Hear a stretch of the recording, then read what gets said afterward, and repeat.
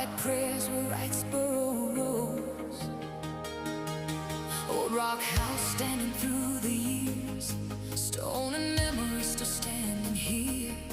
Long before the town would shine, history was marking Thompson time. First there was a Wrightsboro Quaker ground, simple faith and a stubborn sound. Fields and wagons, work and grace, Georgia wind on an old place. The little river kept rolling by, seasons turned beneath the sky, and every hand that cleared that land left a mark time still understands. You can still hear the echoes calling through the pines and through the night. Old roots holding, never falling, waiting for the rails and light. Old Thompson time, red clay heart and a soul that shines. Railroad steel and the church bells ring. This old town still makes us sing. From the rock house stone to the downtown lights, from depot days to chameleon nights, every road and every sign leads back home to Thompson time. Then the railroad came like thunder rolling, iron wheels and a brand new name. From the stop they called old slashes to Thompson rising in the flame. In 1854 the town stood tall and the wide world started rolling in. Storefront glass and hotel windows, a new Georgia story could begin. Then the fires came hard and sudden, tried to bring the whole town down. But the people here are built for rebuilding, brick by brick they save this town. When McDuffie drew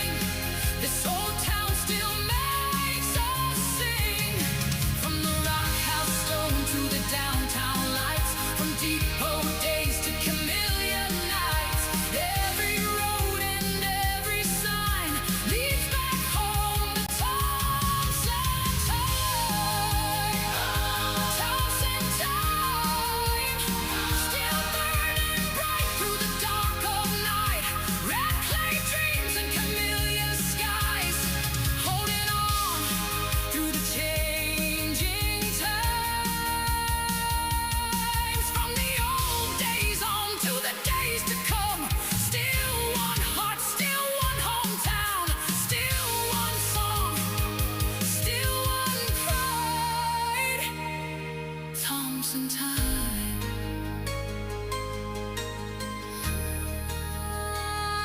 Thompson time.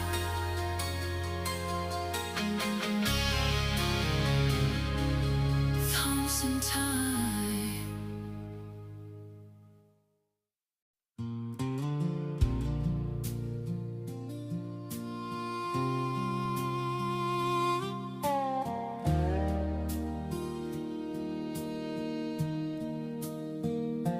Before the whistle, before the rails, before Main Street and courthouse tales,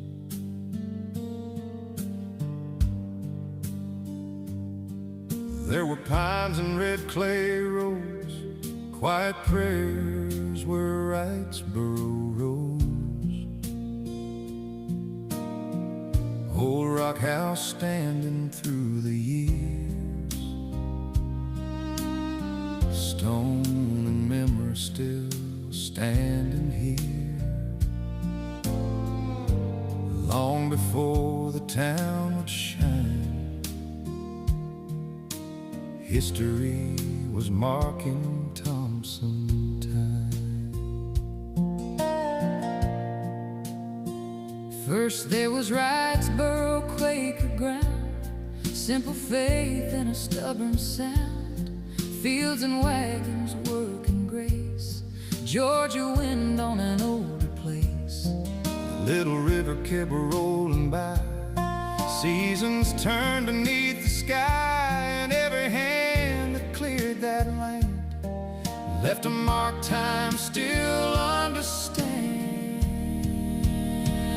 Oh, Thompson, Georgia time, railroad steel and church bell chime. Red clay heart with a soul that sings, built on working weathered dreams. From Wrightsboro days to downtown lights, from depot calls to chameleon nights, every mile and every line runs through Thomson, Georgia time.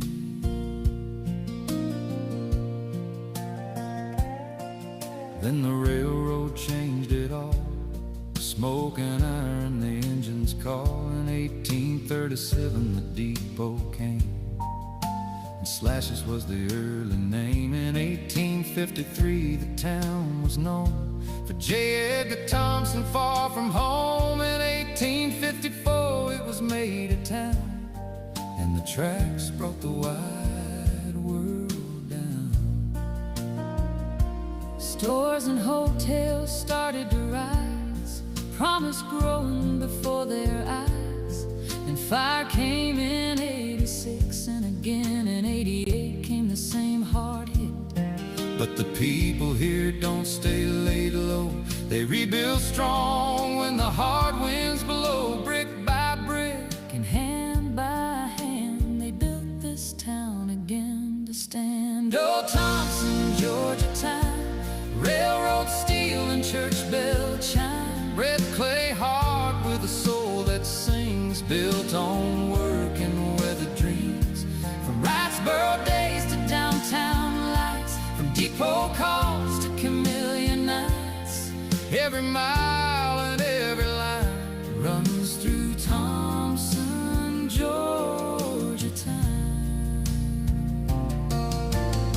McDuffie County drew the line, and in 1870 came Thompson's time. The county seat was planted here, and the town stepped forward year by year.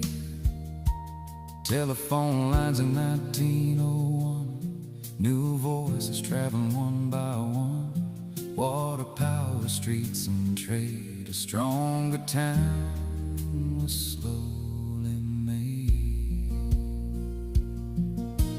Thomas E. Watson rose from here, a thunder voice folks still can hear. Love him or not, his name remains in Georgia talk and public name.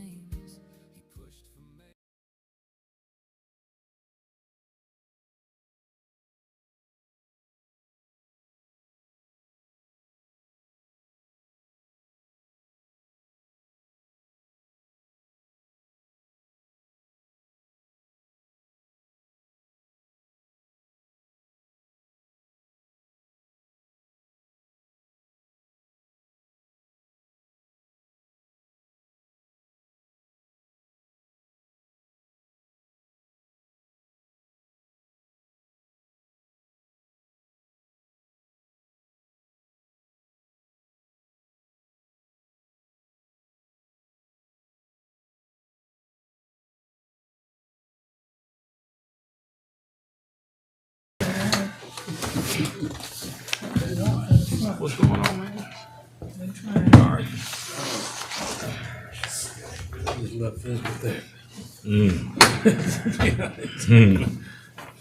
Exactly.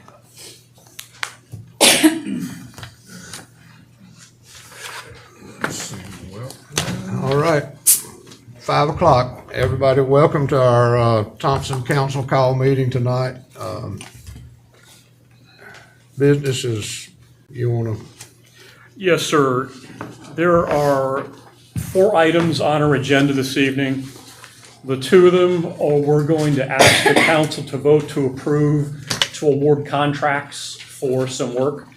The first one is for the raw water pump station. You all got a document for the last meeting. There were 2 companies that submitted bids to do work on the raw water pump station. Recall that job consists of building a chemical feed building and making improvements to the intake itself. 2 folks provided bids. We were expecting it to be about $4 million. Fortunately, the low bid came in at $2.26 million by All South Constructors. All South Constructors happens to be the company that's currently doing the Augusta Road water treatment plant and has previously done work for us, so we know them, we trust them, they got a great reputation. So the first item on the agenda, Mr. Mayor, is if you could ask for a motion to award the contract for the raw water pump station job to All South Constructors. Do I have a motion to accept the improvements, the bid for the improvements on the raw water pumping station? So moved. Second. All in favor? Aye. Just go back, make sure we approve it. The second item, in order for us to meet the requirements of the lead copper rule, require nationally every single water line needs to be checked to make sure there are no lead items or galvanized steel that go from the water treatment plant all the way past the water meter to the house. We've got the requirement 2 years ago to start the investigation as to how many of those lines need to be replaced. We don't have the manpower to check 6,700 water lines across the county. What we asked Carter Sloop to do for us is to put together a request for qualifications. They sent that out. They received 3 packets from contractors who say they will come in and perform the investigations of those water lines on our behalf so that we can meet the Environmental Protection Agency requirements. 3 bids came back. The lowest was a company called Shamgar Incorporated. That is a $603,000 quote. You note that the next was 5% higher, and Mac Jones Enterprises was a full 33% higher. We would have liked to have done this on our own. We don't have the manpower. By November of 2027, we need to start replacing 10% of the affected water lines each year until complete. So that gives us 18 months. What we're asking for the council to do is to approve the contract, to enter into a contract with Shamgar Incorporated in order to perform the investigation of our water lines across the county to meet the Environmental Protection Agency requirement. Anybody on the council have any questions about that? John, I just want to throw this out there, that because we are the provider, even though it's in the county, we still have to maintain those that we supply water to, correct? Correct. We co-own the water sewer system, but by service delivery strategy, the city has the responsibility to operate and maintain all elements of the water sewer system. I'd had somebody ask me about that, and I just wanted to clarify that. And recall, it's a little bit unprecedented. Our responsibility normally ends at the water meter. They're making us go all the way to the structure itself. So not part of this, but down the road, what we want to do, I wouldn't recommend we have city employees going on private property to do improvements. What we'd like to do is get some contractors together and have them do any work that'll happen on private property. The city will take care of everything from the water meter back like we always do. It's still our responsibility to get done, but I would prefer to have contractors do the work on private property so that we don't mix responsibilities between the city side and the private side. But for this particular action, we're just asking to award the contract to a company to do the investigation on our behalf so we meet the Environmental Protection Agency requirements to say we know exactly where every lead line is, galvanized steel line, or it's good to go, there's no lead. John, Yes, I got one more question on that. Excuse me. Are we gonna be able to, I know it was a mandate from, the Fed. Are we gonna be able to get Fed money, or we're gonna have to do it in grants, by grants? Great question. Teresa and I talked about that today. I don't want to call it an unfunded mandate, but we don't have specific identified funding. The state says there's plenty of money available through the Georgia Environmental Finance Authority, GEFA, but most of that is in the form of loans.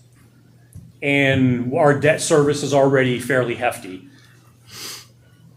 Separately, we talk at our next meeting, we'll get into some other loan opportunities which have 100% principal forgiveness.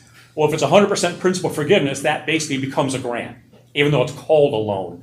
So there will be opportunities for funding. We don't know exactly how much it's going to cost, and we don't know the exact source of funding yet. Keeping in mind, we've got very little wiggle room to take on additional debt service before that affects our annual budgeting for the water sewer fund specifically. Do they have a scheduled date of completion for having the study done? No, because they don't know the exact scope yet, and that's something tomorrow night. The quarterly, we have a water sewer commission meeting. It turns out tomorrow night is that night. So Calder and Sloop representatives, the principal, the president, Marty Boyd, and Lindsay, who's kind of our assigned engineer, we're going to talk about that tomorrow at length to figure out, as long as we get it started and we make progress through next fall, we're in good shape. We will continue to investigate until we're 100%. As long as we start the replacement of the lines next year, we're meeting the requirement. All right, thank you. I make a motion to approve the low bid. Second. All in favor? Aye.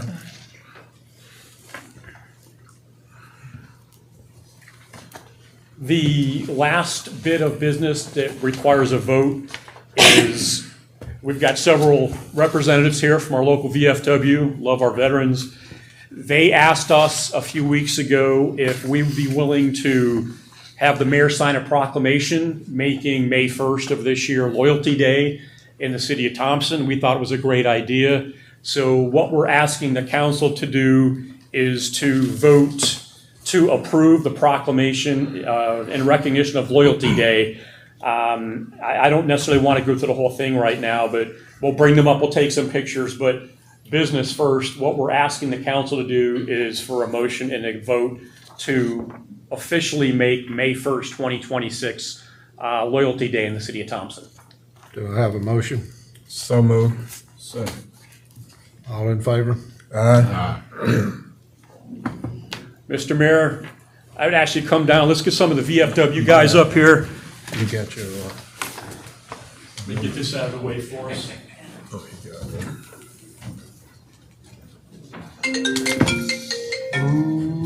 is that mine? No. We're gonna fix this way. That's right. So, Mr. Mayor, he's got the proclamation. Our mayor is been a little under the weather, and we don't want to stress his voice right now. But if you'd allow me, I'd like to read the proclamation, if that's okay for everybody. City of Thompson proclamation in recognition of Loyalty Day.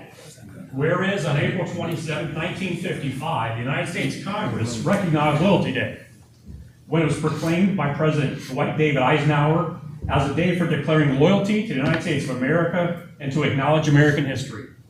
And whereas this day is set aside for solemn reevaluation of the priceless gifts of freedom, which are our heritage, and to renew a high sense of patriotism.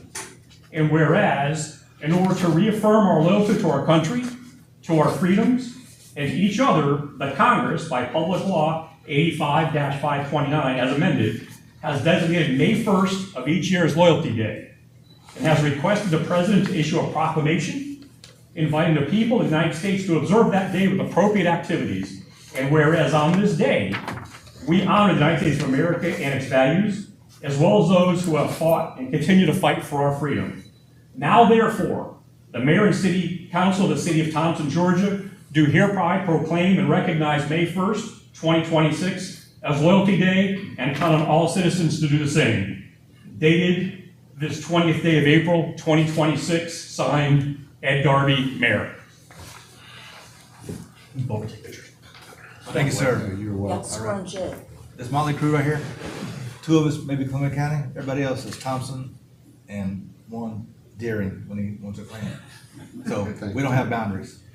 Thank you. I'm getting over the pneumonia, so. And that's okay. Not See, talking much. just in case you told me every step of the way. All right, you got it? All right. Thank you. Thank you. Thank you. Thank you. Thank you.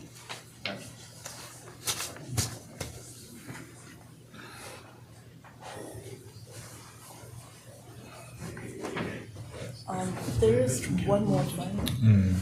Okay. Mr. Gilchrist, push it up a little bit more. One more, you have a museum. You have a museum. Thompson over the years has had a hard time keeping the VFW post here. So your director of museum, right here, when he was going to all the closets, he found a bunch of VFW plaques. We have now got those transported to Macon where they're supposed to have been. Oh, they're doing a 250-year reenactment, a celebration for America's birthday, 250 years. So we ain't much, but it's something. To your museum, $100. Every little bit helps. Riley assured me everything that helps, whatever. Thank you. Last Sunday, our bingo, that's how we pay the rent and give money like this. Most people there are from Thompson. There was a bag at the museum and a photo of Mr. Thompson and Mr. McDuffie who started this area, whatever. So we wrapped that off. Somebody from Columbia County won it. But then a couple people from Richmond County, where can I get this? Right, where'd this come from, whatever. So hopefully that helps put your museum on the map. Very good. Thank you. Thank you.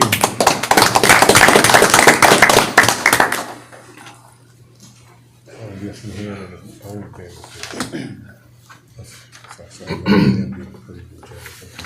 We don't have an old thing. Okay. Public discussion, public safety. Next on the agenda is public safety discussion. Chief, can we get you to come up?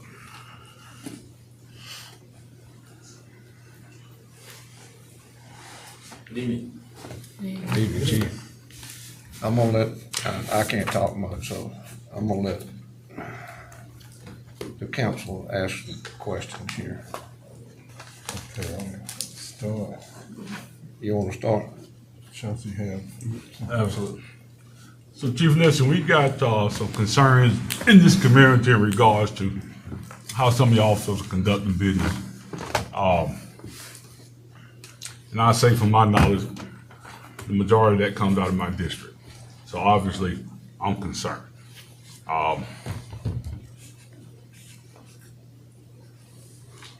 Originally, it was 2 officers. Now it appears that it's evolving to 4 officers. The other week we met, you wasn't here.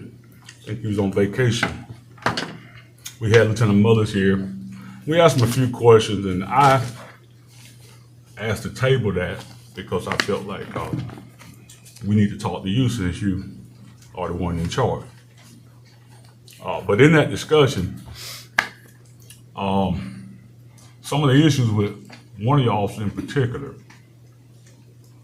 was making stops on citizens, and it gives the appearance that it's targeted,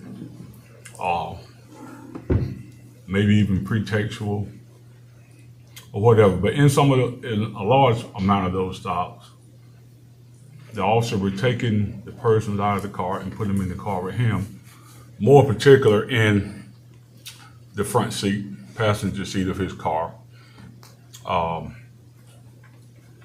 And I have knowledge on several occasions that happened. On some occasions, I know one of those stops took as much as 20, almost 25 minutes. But it has my district in an uproar because they feel like they're being targeted. And so in some of those questions with Lieutenant Mothers, he described the stop as an interdiction stop. And the question I asked him was, does Thompson PD practice interdiction stop? Or is it just a technique that this one particular officer prescribed to? So having somebody sit in your front seat is a technique. It's not a technique that's taught in the basic thing, but it is taught in advanced traffic classes such as interdiction. He's been to that interdiction class, so that is why he uses it. There is nothing illegal about that. It's withheld to stand in court, and you'll see it in some of those articles that I brought forward to you. Without reading all the case law and all the particulars about it, you guys can look at it when you want. But there's nothing illegal about it. He's not violating anybody's rights. It's in the front seat. They're asked. They're not demanded. They're not told. They're not handcuffed. Well, it's interesting you say that. So my next question would be this. Is that happening across the board being districts 1, 2, and 3? As far as I know, that's a standard that he does on his traffic stops. And I asked that question because I've yet to find anyone from District 1 or District 3 that has any complaints about this particular officer in regards to those type stops. It's primarily in my district. And I don't know if you're aware of the public forum that was put on by the NAACP about 3 weeks maybe ago. And it was a fruitful discussion, but it left some open doors, to use a phrase, in regards to the resolution. Now, there was other issues pronounced in that meeting in regards to some stops being made that involved minors that were left in the car unattended. And in fact, one got out of the car and was wandering in the parking lot in potentially in the streets. Is that a practice that Thompson PD practices, or is that this officer doing his own thing? Well, I'd love to see the video of that, because supposedly there's video from that person that's never been brought to my attention. Okay. Well, now I did a little research on interdiction, and you said that this officer is certified to do those stops. He's been to an interdiction school, yes. Is this certification still valid? I'd have to look back at his post records. I don't know off the top of my head right now. All right. Now, I'll say this to you. I mean, you talked a couple of times, so I don't think this will be nothing new to you. I'm big on accountability. And accountability starts at the top. And so, with that being said, I expect those that are in charge to know certain things. And more in particular, how your staff is conducting themselves in this community. In that same meeting that I attended along with the mayor and a couple of other councilmen, there were 2 of your officers in that meeting. Now, I posed a question to Lieutenant Mothers, and he said, well, they citizens too. True. And so my question to him was, were they on duty? And of course, he didn't know because he wasn't there. But I stand here to tell you now they were on duty. And in fact, they were the only 2 officers on duty. So is it a practice of Thompson PD to, for the lack of a better word, abandon your duties to attend a public forum, true open to the public, minus an invite? So, I mean, if it's open to the public and they're open for a call, Open for what? calls, if they got a call, they can leave and go respond to it. So are you saying to me that, I mean, one of the complaints was about one of them, actually both of them. yeah, but it wasn't a scenario where there was any rebuttals being made about, and in fact, I tracked this from the beginning of the call to action until this very point. And that was never officer name mentioned in any of that. So how would they know that it was them? And in fact, those 2 officers that was there were not the primary 2 officers that this whole thing, this whole dust up is about. But I would think if they were on duty, why would they be there? You know, I can't answer why they went there, but it was an open meeting. They went to it and they were in service available for calls. All right, in that said meeting, there was a state trooper that showed up and a county deputy sheriff that showed up. And the speaker for that occasion asked a question as to why were they there? I know some people that know some people. And what I know about a trooper is when a trooper enters a building, if he has his campaign cover on, he's there on business. If he doesn't, he's just there as a citizen. Are you aware of that? Am I aware that there was a trooper there? No. That fact that when a trooper shows up with his campaign cover on inside, he's conducting, in other words, he's responding to a call. Typically, yes.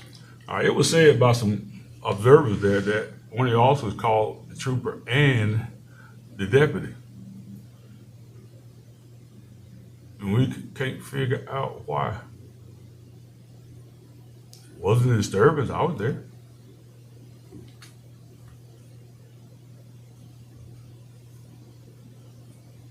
I mean, I don't know. I can't answer that question. I wasn't there. Okay, I'm guessing you presented this. I did. All right, I'm pretty familiar with the Pennsylvania versus Mims. I think from my recollection, that came in regards to passengers in a vehicle along with the driver. Is that right? Pennsylvania Mims is more about the driver than the passenger. The Maryland Wilson covers the passenger more than Pennsylvania Mims. But yeah, the Okay. two go side and side. But since you present this, I think that, I don't know if this goes along with this interdiction stop business. 'Cause I think right now we're not clear on whether or not the officer is even certified still. But in that case, it says it here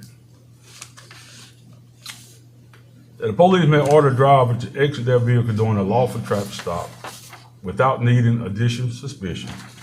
It balances officer safety against minor intrusion, allowing the officer to conduct a pat-down frisk if they see a bulge suggesting a weapon. I looked at a few body cam. I didn't see that. In fact, it wasn't anything remotely close to that. And so while I'm not well versed on interdiction stops, even though I've researched it, the question I asked Officer Mullen, I asked you the same question. Is it safer for a person that you stop to remain in their vehicle or to get in yours? Unsearched, passenger seat, close proximity to you. It depends on officer preference. Okay. I was just wondering, because I was looking at this and I think this is clear, but from the videos I watched, I never saw the officer pat search anyone. Didn't even see him suggest that, now Officer Mullen, Lieutenant Mullen told us last meeting that the person getting into the police car was optional. Is that true? It is. However, again, on those video cameras I saw, or those videos I saw, that wasn't even suggested. And so where all of this, I guess that would be also preference as well. My concern is this. There's been a litany of stops in my district. I probably don't know but 5, maybe 10% of it. And the concern I have is that I don't want to think, suggest, have a notion that there's an officer in this community doing anything other than serving this community firm, fair, and consistently. And in my opinion, that ain't happening. And listen, man, we need the police. I would not sit here and look at you in your face and tell you that we don't. And I'm not anti-police, but I am anti-bad police. And so I are we. say that with clarity. I am anti-bad police, and it appears to me, And so are we. I think me and you had a conversation some months ago in regards to releasing of body cam. And I had that conversation with you because some of these, the majority of these stops, I wouldn't say all, but the majority of them, some people feared to come to file a complaint or to request a body cam because some have came and they've gotten a lot of pushback in regards to a request for the body cam. Or they've been convinced not to file a complaint. You have any knowledge of that? What is the specific allegation about pushback from getting body cam? They couldn't get them. Because I have no idea. I can use the example of myself now because, you know, I really do hearsay. Not really. okay, what was the pushback on your example? Well, I requested some body cams myself. And I had a litany of questions that obviously I wouldn't know. One being this officer in the investigation. How would I know that?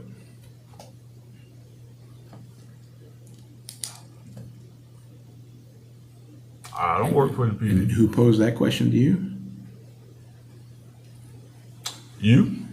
Okay, so that question And Lieutenant was, Mullins. that question that you posed to me is that a female had told you that he made inappropriate sexual advances to her. That was And the I suggestion. told you that I needed to know who that female was, and she needed to come give a statement so I can investigate it. And if there was a case to be made against my officer, I can make it and make the appropriate charges. Right. And That is different than what you just said. well, it kind of goes together because she is one of a litany of people that. But you say I gave you pushback, but what you said. Well, when I was say different than pushback, what when you your question me in request regards was. to whether the officer was under investigation, there's no way I would have known that. And in fact, what I said to you was, you should know that. Was I wrong? If that person hasn't made a complaint of any inappropriate behavior by my officer, how am I supposed to know? Man, we talked about your body cam policy, your review, the timeline on reviews and all of that. And the review policy is spot check. It's not review 100%. So if somebody has a complaint against one of my officers and they don't come forward, they need to come forward so I can do something. And if there is something there to make a case, I'll make a case. I've proven that. Has this issue been discussed before With these type of what some would consider pretextual stops, more particular in the same district? So yes, there was brought up of tag covers were brought up in the past. What was the outcome of that? So I told my officers that we'd stop pulling over for people with tag covers. So why did it happen again? Every video that I've watched of Officer McCree and everything else that said there was a pretextual stop, he always started the conversation with, I stopped you for running the stop sign. I stopped you for running the red light. I stopped you for failure to maintain. By the way, your tag is improper. It's your tag cover is illegal. There's always something else. It's something else, but there's something else, a moving violation that goes with those pretextual Why would there be a citations. need to support that with a tag cover if the initial stop for a stop sign, red light, swerving? It's illegal too.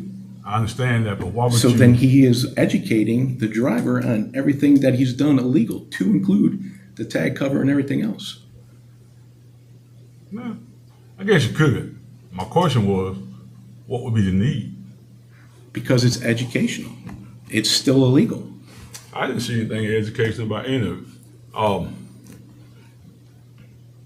I did. Yeah. And that one particular young lady that I approached you guys for, she was one that was afraid, not confident in dealing. And so that's why I did it. And I actually looked at that body cam video, and I never called you back, right? And the reason I didn't call you back is because I didn't see anything out of the way. But had I saw it, I would definitely called you. Listen, again, my concern is this. I'm not here to tell you how you do your job. That's what the council hired you to do. I'm not here to do the job of any of your officers because that's what you're supposed to be doing, correct? Correct. But when we have these issues and they don't stop, that's problematic for me. And one of my purposes as a council member is to listen to my constituents, approach that issue in a way that there is a resolution and it's not a scenario where we kick the can down the road. Okay. And so the issue I got right now is that this is primarily happening in my district. And I want to know why. Well, most of our violent crimes are in specific areas, and those are the areas that we patrol the hardest. I'm glad to hear you say that. I would have liked to have known that prior to all of this hoopla.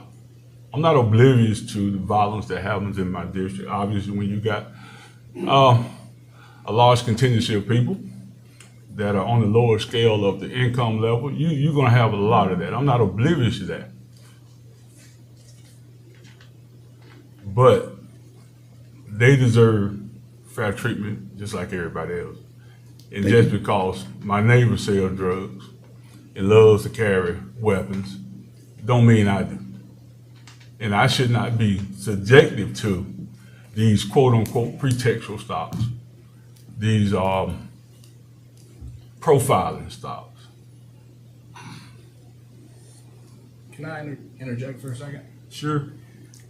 Chief, you know, the other night I spent, 6 hours on ride along, and we patrolled the entire city.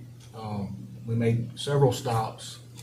And one thing I can say is in the evening, you can't tell who's driving the vehicle. I mean, that's, you know, and, and a lot of the stops we made were for running stop signs, and that was the majority of them actually. And it was warnings. The officer would go up and talk to them, get their information, check them out, make sure they were good. And during that 6 hours I was with that officer, we had a lot of time to talk. And he explained to me some of the things they have to look for when they make these stops. And it kind of explained to me why they make the stops. One, they're breaking the law. He explained to me about the tag covers, and he explained to me about window tint, and I think the license plate lights, you know. But on the same token, he's also explained to me that he's caught drunk drivers doing that. He's caught minors in possession of firearms doing those stops. And I think that's where we're getting disconnected, is we're thinking that he's stopping them for no reason. He's stopping them for a reason. All the officers stop them for a reason. And if that reason leads to other things, that's what the stop's for. And we wrote one ticket that night, and it was for not updating the license, the address on the license. When he could have written that person a ticket for running a stop sign, which would have been points and higher insurance, but instead he gave them a small ticket for not updating their license. So these officers are doing what they're supposed to do, and we want to be proactive in policing and not reactive. We want to prevent crime and not solve crime, right?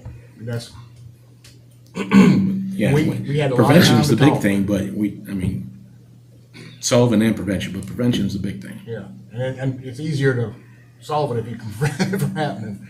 But that's one of the things we had a good time to talk about. I would recommend everyone, if you have the opportunity, talk to the chief and do a ride along and see what the officers go through for a shift or half a shift or a couple hours or whatever it is you can do. Very beneficial, and you can ask 1,000 questions sitting in that cop car because you have time where you're just sitting there watching a stop sign and seeing who runs it and who doesn't run it. I think that falls along the lines of officer discretion. Is that right? Yep. And it's being supported in my mind by not ticketing people.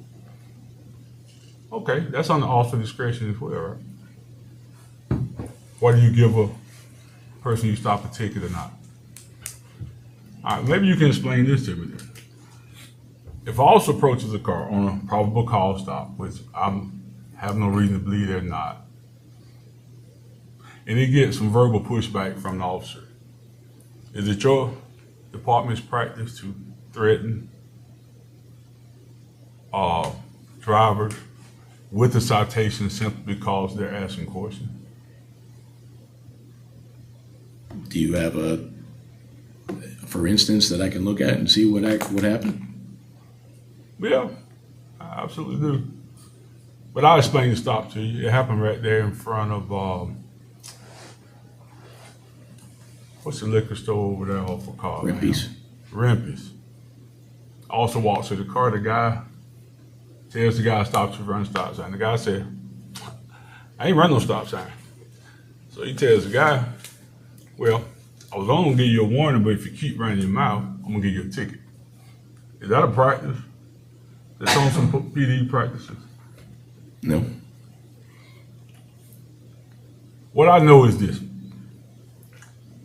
People do certain things when others are present.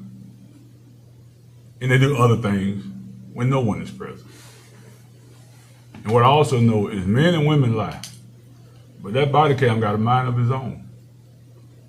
It just shows you what's happening. So everything that I'm saying to you and pronouncing you and questioning you about now isn't something someone told me. I seen it with my own eyes. And again, my concern is whether or not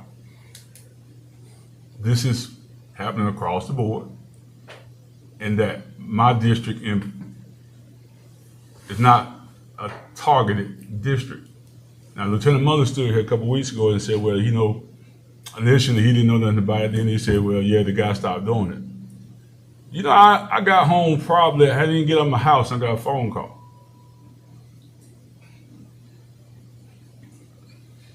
Same thing. I don't get it. Same thing what? The same stop. But listen, we ain't gonna beat that to death. What I really need from you after this, sometime tomorrow, this Look, week. we need to beat that to death. Same thing what? Tell me what it is so I can look at it and The investigate. same deal with the officer taking the people out of the car where the Lieutenant Mother said they had stopped. Okay. He asked him to get out of the car. Did he put him in the front seat? Well, in all fairness, before I got there, the officer was leaving when I arrived. Now, my intention is never to interfere with officer stop, but to observe from a safe distance. But my point is this. Well, my point is this. If my officer did something wrong, I need to know about it. So tell me what it is so I can look at it. I think it needs to be an avenue created where people are comfortable enough to come to that PD and make a report, minus retaliation, minus any pushback, open, clear, and concise communication. not being talked out of a complaint, not being queried 1,000 questions in regards to an officer's status, whether he's under investigation, whether he's certified, or anything. If I walk into your PD and request a body cam video, there's some things I'm not going to know. But I want to say the law says that I don't have to make a complaint. Is that right? When it comes to open record. When it comes to open records, no, but if it's an open case that hasn't been adjudicated yet, Well, I wouldn't know nothing about an open case. I just know, just say for instance, it's not me. But if an officer stopped me and I didn't like how that transpired, and I come down to the PD to order or to request a body cam, I'm not overly concerned whether they're also an investigation or not. I just want the body cam. I mean, if you come down to file or say. Me or anybody. Huh? Anybody. But if it doesn't involve you and involves somebody else and that case hasn't been adjudicated yet, I can't release it to you. I wouldn't know that. Right, that's part of the open records request that we inform you about.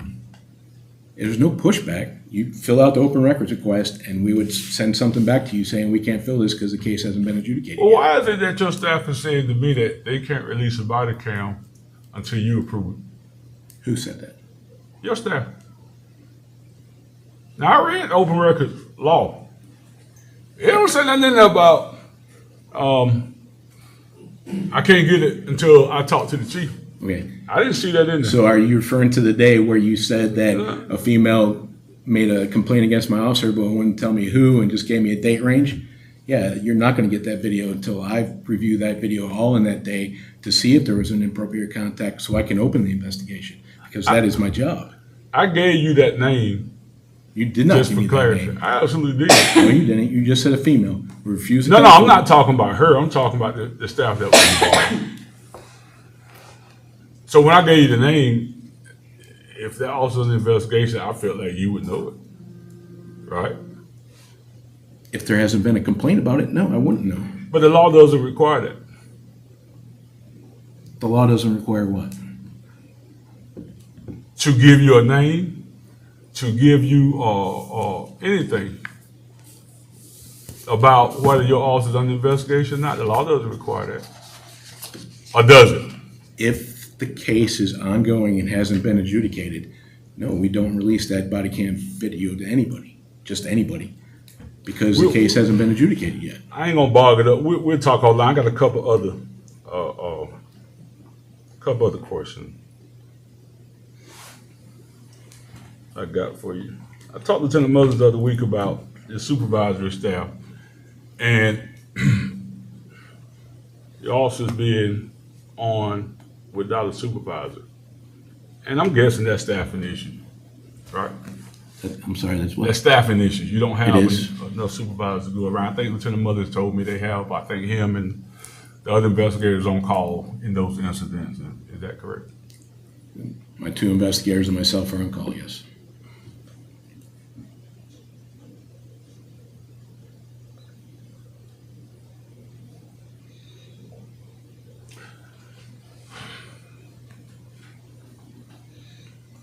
Why is she thinking, I got a question number one. Do anybody have,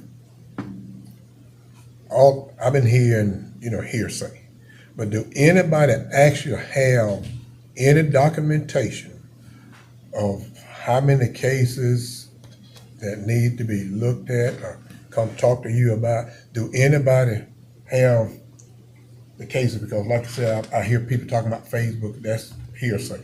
But do anybody that we know of, or you know of, have the cases that how many people have made a complaint that if we as a collective group, we can see for ourselves instead of this hearsay, he say, she say?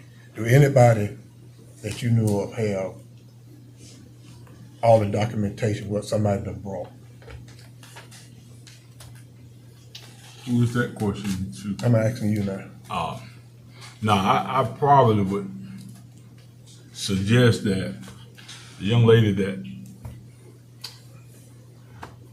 well, the people that generated this call to action, which spawned the public forum, can't guarantee you, but I'll probably highly suggest you that they have some figures.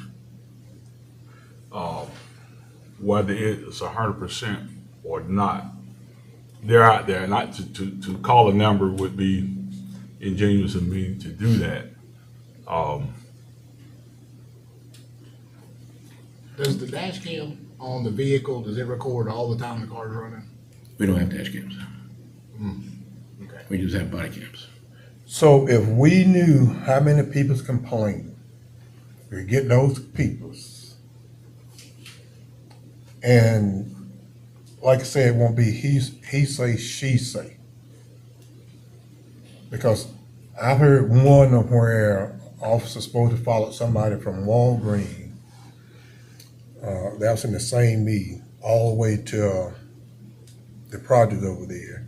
The girl had got out of her car and walked up on the porch, and I'm just saying what we heard in that meeting. So if somebody got documentation that everybody, the people's in authority can sit down and look at it, go over whatever, because like I said, if it hadn't went to a trial or whatever, then that could be a problem. But if we knew everybody, how many complaints that we had and who the complaints were, then we could clean this stuff up instead of this he say, she say.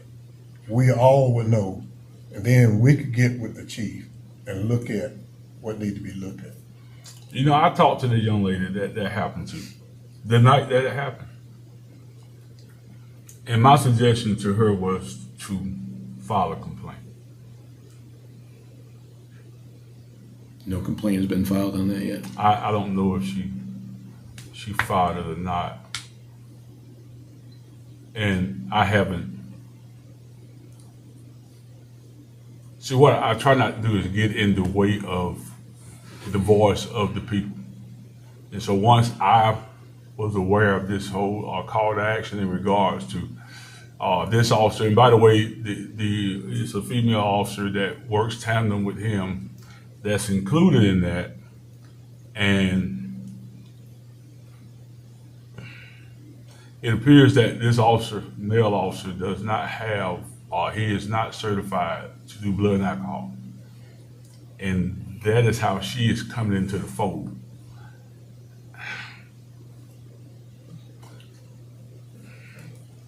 I'm trying to wrap my mind around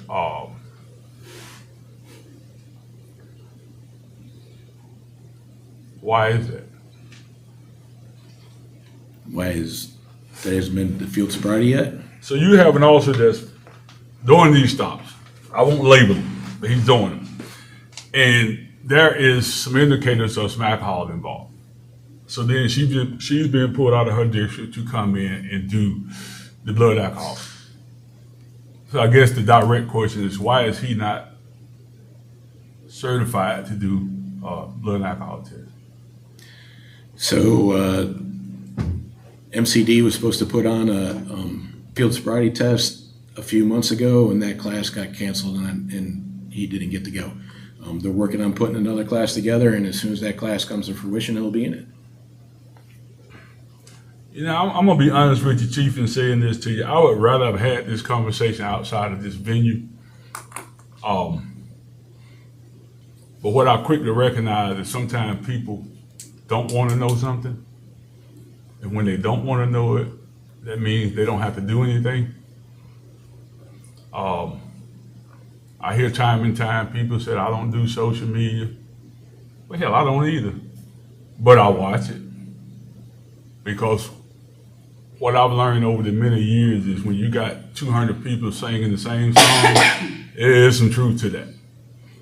And I think that it's inherent upon us as leaders, and that is to include you, to have some eyes on the heartbeat of this city and your department, which serves this entire city. And to know that the largest portion of this young man's patrolling, his stops, is happening in 1 out of 3 districts. That's problematic for me. Now, and I'm not gonna put no cut on it. Got a problem with that. But what I've done, out of all fairness, I've sat in District 1 and I watched 2 other officers. And none of that is happening. In fact, I watched 6 stops back to back that lasted 3 minutes. One of them, lady was pumping the gas right there at the new Bronco store. He walked up, asked for a license. She continued to pump gas, went back to the car. I guess he checked and was fine, had her license back. No, nothing. Right, wrong, indifference, I don't know. But I'm not hearing that anywhere else. And so I get out and ride my district all the time. All the time. And maybe somebody know I'm out there, because I don't ever see anybody stopping nobody when I ride an hour, 2 hours. Because I don't do hearsay either, Councilman Bills. I want to see it for myself. I haven't seen it yet. But that's a problem for me. The last thing I got is I got a call that a couple of officers playing GTA behind the elementary school. Are you aware of that? I am aware of that. I have the video from the school. I reviewed the video. They were not racing or chasing.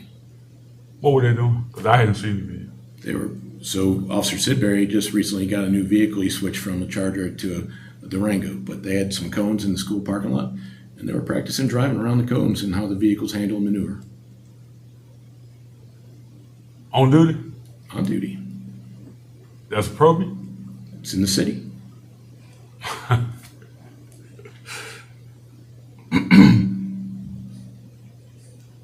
Let me make sure I understand this. Are you saying that 2 officers that are on duty sets up 2 cones behind an elementary school and do some kind of cone drill? They took self-initiative to do some driver training. Yeah, that's what they Okay. did. What are the primary duties of your officers while they're on shift? Patrolling, business checks, area checks. Okay. Now, in that statement you just made, I ain't hear nothing about no cone drills, no driver's training. You see where I'm going? Make it make sense. But what's happening is that if all of that hoopla wasn't going on in my district, nobody probably said anything about that. And if you're suggesting that officers that are on duty, that are charged with serving and protecting this community, can practice driving, and that is appropriate,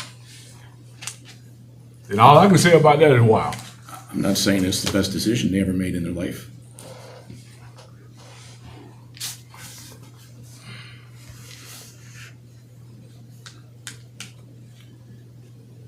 Okay, can you share with me any outcome of whatever you investigated in regards to this one particular officer, and in some instances, it could potentially be the other officer?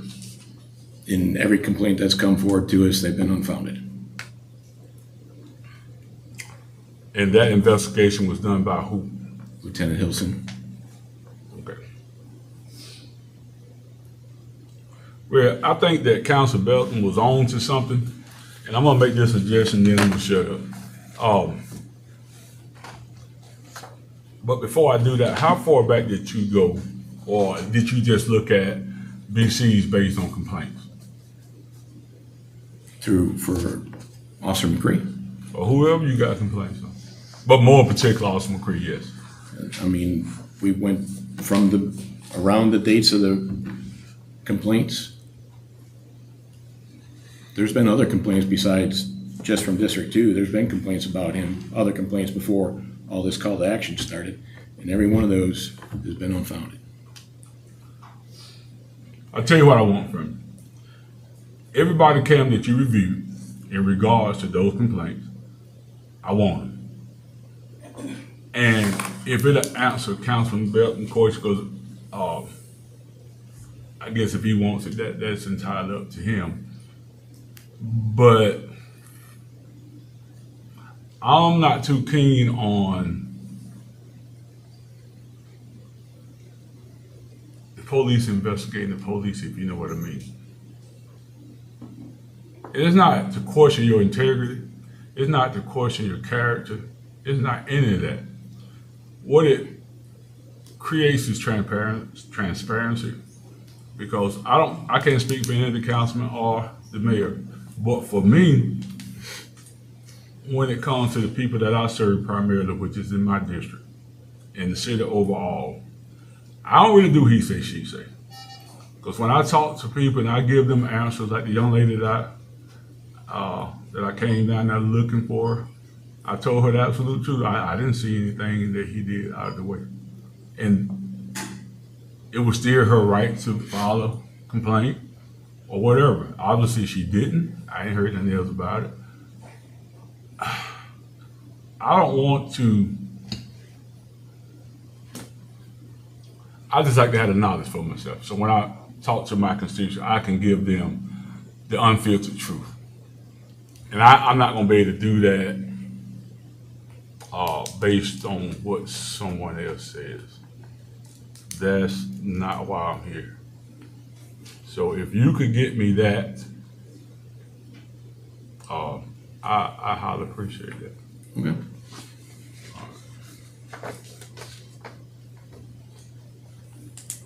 I'm done, Mr. Mayor.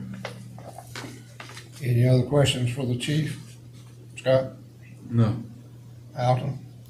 No, I'd just like to know if it's that many complaints. I mean, like I said, if it's that many complaints, then we ought to be able to see if somebody got that many complaints. We should be, as a governing body, be able to sit down and look at those complaints and figure out what needs to be done. That's my question. Because like I said, I've heard of not knowing, it's just what I've heard. So if somebody got to be going to somebody making a complaint. So if it's 5, 10, 15, or 20, if somebody bring those complaints, then we can sit down and look at what we're looking at. And then we can go from there. And then we can get with the chief and whatever need to be done, we should be able to look at and see. That was my question. I do have one more thing, Chief. Do you think it's appropriate to have a 24, almost 25-minute stop based on tag trim, and scenario was the driver made a left onto the bypass. He took the outside lane versus the inside lane. I didn't go down that rabbit hole to find out. I do know as a CDL holder, you take the first lane. As far as a passenger vehicle, I don't know if the law differs there or not. But those were the two causes that he gave the occupant for the purpose of the stop. But that stop took almost 25 minutes. And painful as it was, I watched the whole thing and I'm lost. Because that 24 minutes had nothing to do with the stop. Is that something that's normal for a traffic stop? I don't know. I'd have to look at the video to see what all evolved from the traffic stop. I could give you a scenario if you want me to. Again, you want to see the video for yourself, right? Well, I want to see the video for I myself. saw too. it. That's why I can tell you. I want to see the video with my own eyes. All right. Well, that email that was sent to me with those body cams on it is in those 12. Okay. And I don't think you need to shuffle through all of them to see the one that says 24 minutes and some change, because it wasn't but one. I'm concerned with these stops when it comes to the threatening. I'm concerned with these stops where it's labeled officer safety, when in fact, I think it's the contrary. If I put myself in an officer's position, and obviously I'm not a trained officer, I'm safer with that person in their car than in the car with me, minus a pat search. That's why when I saw that first page in that package, it just didn't make sense to me unless the officer patted the occupant down. In every video I looked at, that never happened one time. So in my mind, it throws the officer safety issue out the window. Agree, disagree? Disagree?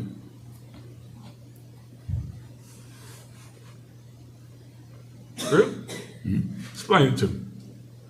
Well, I mean, if you read the Pennsylvania v. Mims, the pat down is only if the officer saw a bulge. It doesn't mean they pat everybody down. You have to see the bulge to do the pat.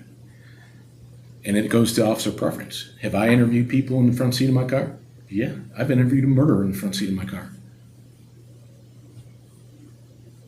Do I do it all the time? No. Have I? Have I interviewed somebody in the front seat of my car since I've been here at Thompson? Absolutely. I'm gonna leave you with this, man. I talked to a lot of my people in my district.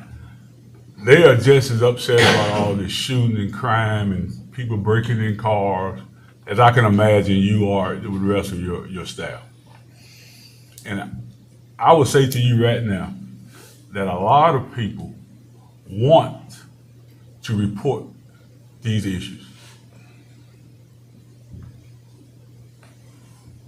And I can't dress it up. They don't feel that you're gonna do nothing. And that saddens me because we are collected as a community. That's what we're supposed to do. We're supposed to have a connection with our law enforcement entity to rid crime out of this community. And there is absolutely a disconnect between our police department and in this case, because I don't live in 3R1, but in my district, I can't even express how large the gap is in that. And so when you have some admirable is discovering a cache of weapons through search warrants and all of that, and that's posted on your Facebook page, that's real nice, but it's being overshadowed by, on a scale, something as minute as officer's discretion, if you understand what I'm saying. So if you don't, I'll expound.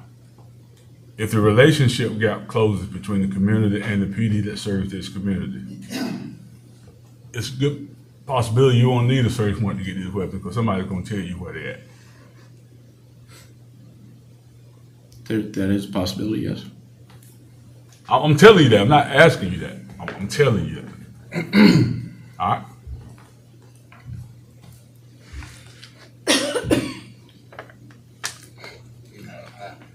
I feel like if we police the areas where the crime is and we stop people, we're doing bad. But if we don't stop them, they're going to communicate better with us. Was that the gist of that? No. The gist of it is people do just what I do. When they feel like they're being targeted, they go look somewhere else to see if the same thing is happening. And we pulled over people in every district. I can't say what you did or not. I'm telling you what I did. Okay. And I also know that the first thing people say when the officer walked up to the car was, I didn't run the stop sign. And I watched him with my own two eyes not even slow down and roll through the stop sign. So from that aspect, everybody's going to say, I didn't run the stop sign. That's natural reaction. Right. It's what comes after that. Well, what comes after that, if you come bad at somebody, do you expect them to come back bad at you, or do you want them to be all fuzzy and kissy and huggy? That's a matter of opinion. It is. If I didn't run a stop sign, I'm going to say something because that's a natural reaction. But I got enough sense to know not to hold court on the side of the road either. But when you tell me that if I don't shut my mouth, you're going to give me a ticket, that's a problem. Did we pull that body cam? I watched it. If you want to see it, I'm more than glad to I share it with haven't you. pulled any of the body cam I aspect. have, because I don't do hearsay. And so when I go look myself, that's confirmation. And so whether a person you stop is combative or not, I would suggest that officers are trained to deal with that to some degree, but to threaten someone because they will not be quiet. I would think that if your goal is to warn people, care less what they say, as long as they're not threatening your safety. But if you're in your feelings, that's a problem. Yeah. That's all I'm saying. And so when I go look like others look, because one of the reasons I did go look, because others told me, well, you know, I go, and so I go. And I go look, and I'll be to Sam Hill. They're right. Whether it's day or night. And so all I'm asking, again, is to be fair, firm, and consistent. Now, if I was to request analytics for police stops per zone, what do you think I see? I don't know without running the numbers. I don't gamble, but if I was a betting man, I'd bet that the majority of them is in District 2. And if that being the case, plus or minus the crime in that area, then would that fall under fair, firm, and consistent? So when I ride in District 1, District 3, and I look at cars and yards, hell, I'll probably say out of 20 I looked at, 18 of them had the tag trim. But if I went and looked at the analytics of it, apples and oranges. And so all I'm saying to you, on behalf of my constituents, is that you give them the same shake you give everybody else. One thing I know about a criminal, gonna be a criminal, regardless. If you're carrying a gun, he gonna carry it, whether you stop him or you don't. Work correction for 20 years, had to hunt nobody down. A criminal gonna be a criminal. He gonna present himself. So if you stopping someone for a stop sign violation, and I thought about this, if I had to prove that in court as an officer, I probably couldn't prove it. Because I don't have a dash cam. It would simply be my word against someone else. And I would suggest, potentially, that is the reason that no tickets are given. Because it's questionable. In this world, supposedly, you're innocent until proven guilty. Is that right? That's correct. And so our father went and sat in city court, and I watched that as well. And I didn't see a time where an officer had to prove anything.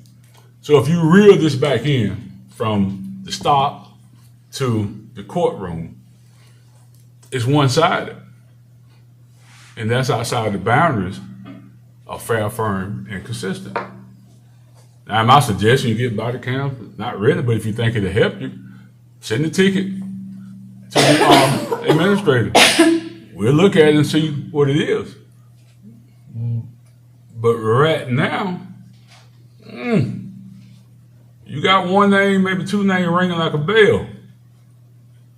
And all those people, I would suggest you, Chief, are not lying. And I will also suggest to you that they don't come and do complaints because out of their own mouths, they don't feel that you're going to do anything about it. And if there was any confirmation, if you're saying that you reviewed the body cam and you don't see anything wrong,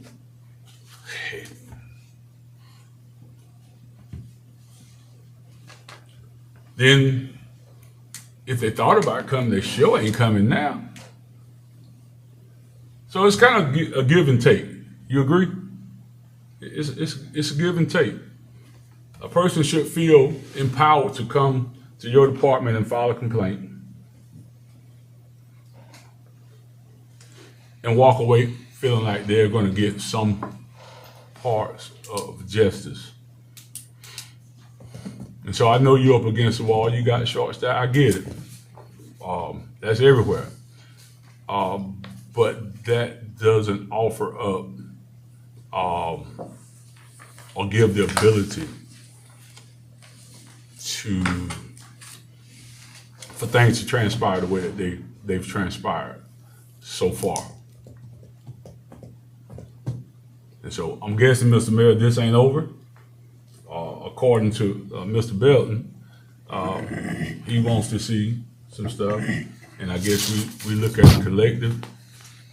I'm hoping that Mr. Belton will take some input from all of us in regards to what it is that we want in particular. And I'm hoping that the mayor will assemble all of us, and so we can all see it for ourselves. And I would imagine from that point, there would be some suggestions made to the chief in regards to moving forward beyond that, right? Well, we gonna sing a people's out. Let's don't sing a people's out. My question was to whoever bringing all the complaints or got the complaints. If you got them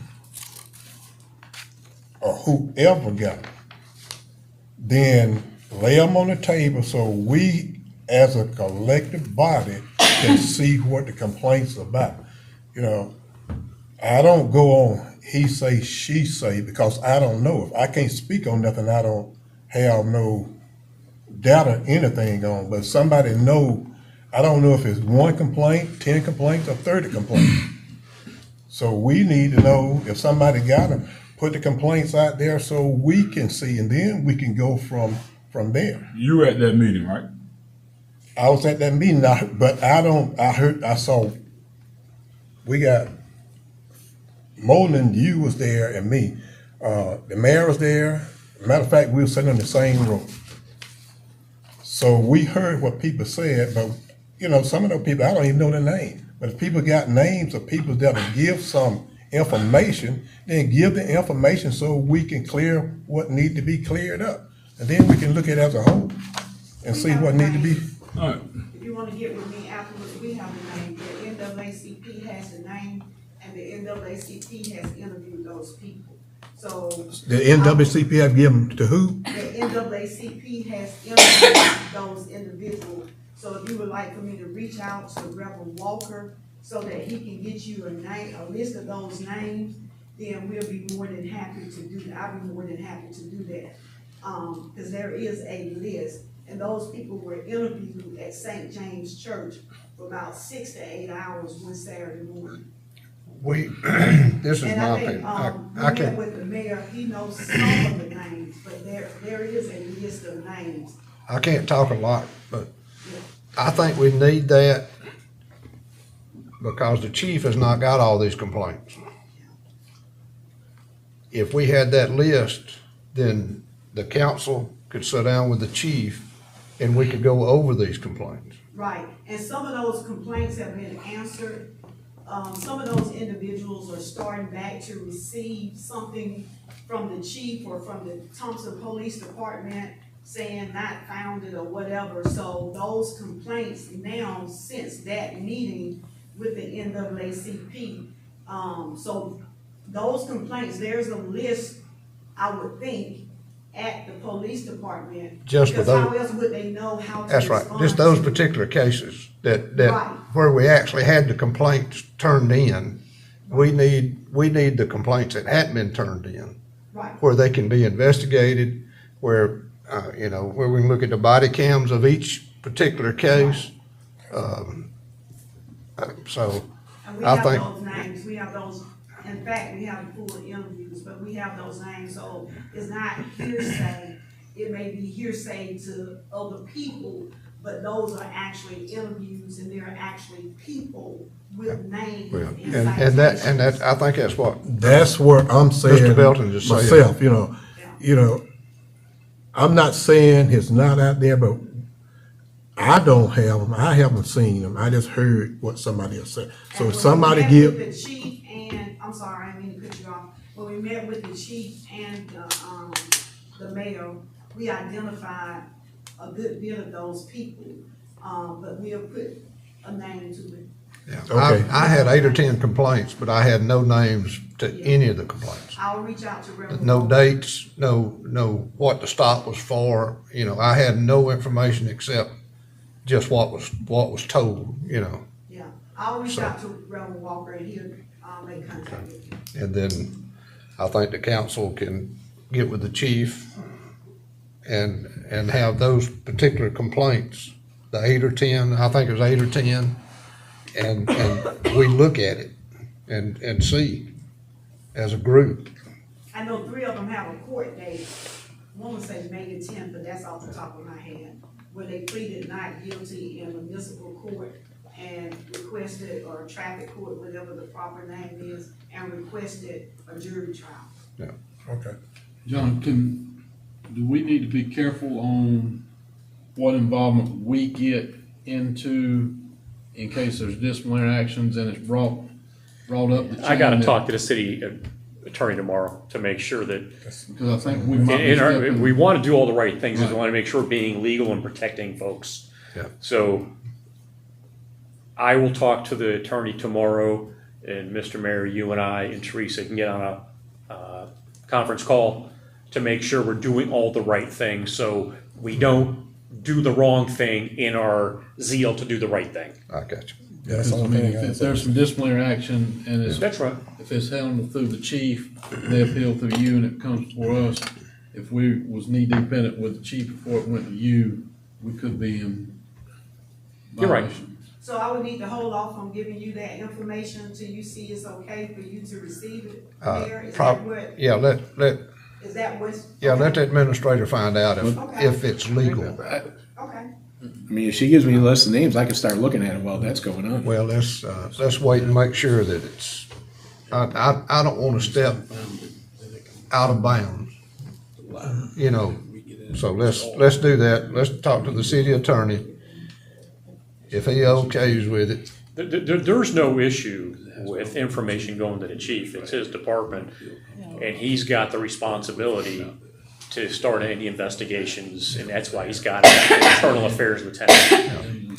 I don't know if these people wanna bring it to the chief. I don't know exactly and what's Reverend going on. Walker would ask them because they actually file complaints. There's a complaint form that you file with the NAACP. So those individuals have actually completed that form so that the NAACP too They can- investigate their complaint. So do they file that complaint with the chief? Who files that with the chief for him to investigate it? The NAACP or? No, No. the NAACP, that's why the civil rights attorney was there, to give them insight, but they start a complaint with the NAACP to see if there's a pattern. And then the NAACP decide what do they do if they deem it to be a pattern within the city. But we still gotta get this information to the chief. Mr. Mayor, if I may, we're getting a lot of hypotheticals. Let's talk to the attorney to make sure we're doing the right thing. Yeah, let's do that. So I And don't then- give you any information until you. Okay, gotcha. And then we'll get it, and we can have another call meeting with the chief and Okay, discuss the particular cases. okay. Is that, That's what I was saying. yeah, That's the only thing I was saying. y'all, So we get it. Just the We domino back. effect. Yeah, I'm good with that. I mean, you agree? Yeah, I'm fine. Yep. I'm fine. Okay. Any other questions? Chief, I will say this, I've seen the police officers riding in my neighborhood. I mean, I ain't trying to throw out, they ride in my neighborhood. I'm out and about. I mean, I see them all over the city. So, I mean, they are out patrolling. So I will throw that bone out there. They are riding. I'm not out there 24/7, but I do see them patrolling. I appreciate it. And I'll add that the majority of this is happening is your night shift.